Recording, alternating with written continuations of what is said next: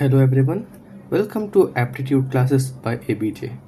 Today we will use a trick to solve a question from the topic ratio and proportion. If A and B are in the ratio 2 is to 3 and B and C are in the ratio 5 is to 6, then what will be the ratio for A is to B is to C? We will directly move into the trick here. If A, B, C will write here. If in the first ratio they are in the ratio 2 is to 3, the second equation says B and C in the ratio 5 is to 6. So what to do in these filling blanks? We'll directly transfer this 3 to here because it is the nearer one. Similarly, we will transfer the nearer number 5 to this blank. This become 3, this become 5. Multiply these, this become 10, this become 15, this become 18. So they are in the ratio of 10 is to 15 is to 18. You can also go through the conventional method, you will get the same answer. Now let's do for a 3 variable ratio.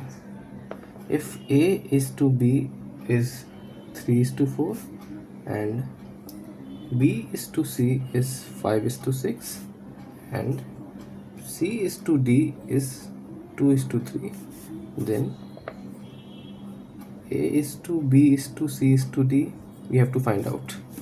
We'll again use the same trick here. First write all the variables mentioned. First ratio it is 3 is to 4, second ratio 5 is to 6, third ratio 2 is to 3. Fill this with the nearest number 4 and again 4. Same goes here 5 and here 6. Here again fill with the nearest number 2. Multiply 3 into 5 15 30.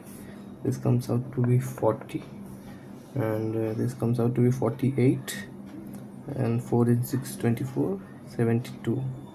So the ratio will be 30 is to 40 is to 48 is to 72. You can cancel out by taking out the LCM.